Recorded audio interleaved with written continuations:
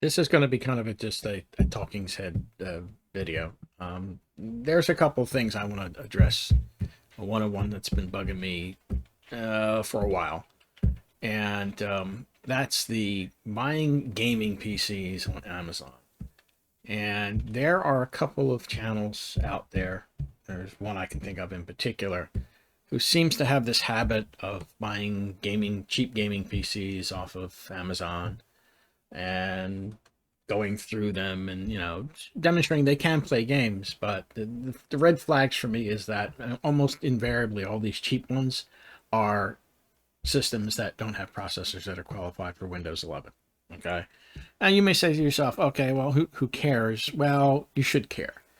We're about roughly 18 months out from end of Windows 10 support.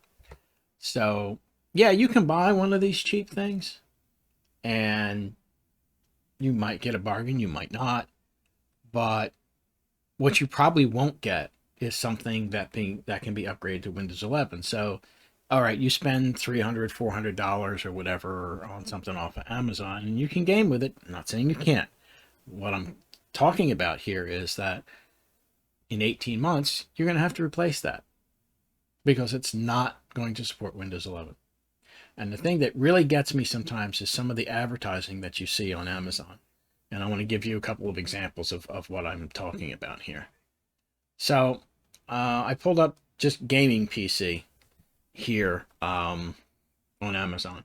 And you'll get obviously listings and so forth and so on. And here's the issue I have. When you first look at, like, say, this one here for $400, just a perfect example.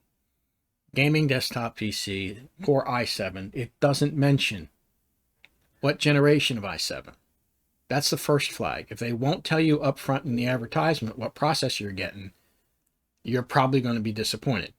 So let's just say, for the sake of example, that we pull this guy up, and if we look through the description, we may be able to find it, may not be able to. In this particular instance, it doesn't really say. It says an i7, Windows 10 Home, but nowhere in here does it tell you, at least I can't find it, maybe I'm wrong, but nowhere in here does it say what it is. Yes, it says it's an Intel i7. Okay, yeah, well, that's fine and dandy, but there's no indication as to what you're getting. Here's another one. This is a Xenon. Forget Xenons. Don't even bother. Here's a Dell. Okay, again, it says it's an i7. It doesn't tell you what it is. So if you go into the description and we scroll down here, and maybe we'll get an indication of what it is. Okay, the first hint that it's old, Intel Core 7 quad core processor. That already tells you it's too old. So again, this is another one that they kind of hide what it is you're actually getting. So that's a problem. Here's another one here. This 550.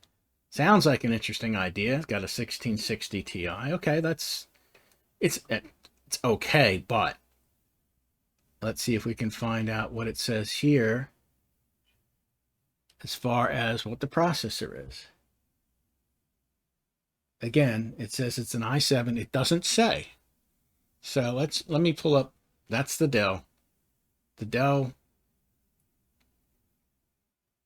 doesn't say where it is. All it says is an i7 quad. So that's immediately a problem. So that's no good. There's that SDA. That's the one we were just looking at a little bit ago. Again, it doesn't say. And that's my point. All of these things don't say what you're getting. The listings you should pay attention to are the listings that tell you up front what you're getting. Perfect example here. Skytech says it's an i5 13400. Perfectly fine. Here's a quad core. That's no good. Here's an i7 13700. That's a Xenon. Like I said, forget them. Here's a thermal take. This one says it's a 13400. This one says it's a 13900. Again, this Dell doesn't specify what it is. So, and that one doesn't specify what it is. This one does. 5600G, 5600G, 13900K. Okay. There's a Lenovo here that says it's an i5-12400. But you get my gist here. This is the thing that's bothering me, is that you get these advertisements and they, you know, oh, it looks good. Hey, look at all this cheap stuff that we can get, blah, blah, blah, blah, blah. And it's just, no. You have to be very, very careful about what you're looking at. If you cannot find either in the title or anywhere buried in the description where it says what you're actually getting, avoid it. Don't do it. It bothers me that there are people out there selling these things. A lot of cases you'll find them, they'll have like 4th generation, 5th generation, 6th generation Intel. Well, none of those are qualified for Windows 11. So let's say you buy the system $450 and you wind up with an i7 37 something. Well, okay, yeah, you can play for a while, but guess what? That $450, $500 that you spent in 18 months, you're probably gonna have to spend it again because you have a system that you can only use for 18 months.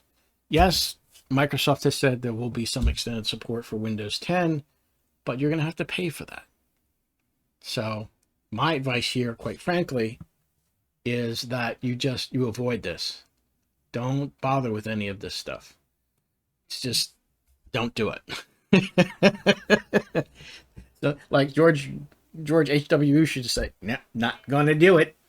So my suggestion to you is absolutely the same. Do not, under any circumstances, buy anything gaming PC off of Amazon that you can't identify what the processor is. Because more than likely you're going to wind up with something that's older than 8th gen. And that's what you should be looking at. You should, if you're going to look for a gaming PC on Amazon, it has to be 8th gen or better. Don't waste your time. Don't waste your money with that. Just don't do it. Anyway, I got another topic that I want to briefly touch on, and that's the hype I saw initially for the AMD 8700G. A processor supposedly that can do 1080p, I guess AAA titles, maybe AA titles, I don't know, some of them. My issue with that is, and I'm an AMD fanboy, so it gives me no pleasure whatsoever to talk about this particular subject. The 8700G is a bad deal. It's just a bad deal. It's one thing if you want to migrate to the AM5 platform and eventually move up as far as processors and stuff is concerned. But if you're on a budget, believe it or not, the 8700G is not it. It's not it. For the same amount of money, you can buy an i3-12100 and an RX 6600 graphics card for the same money that you're going to spend on an 8700G, and you'll have a much, much better gaming experience. There are several tech channels that have done the tests on this. Hardware Unboxed is one of them. I don't remember if Gamers Nexus has done it or not. But in just pretty much every scenario, an i3-12100 with an RX 6600 beats an 8700G every single time, or at least matches it. And like I said, the problem is that 12100 and the 6600 is the same money. It's the same money. You'll get a much better gaming experience with that than you will with an 8700G. Am I happy about saying this? No, I'm not.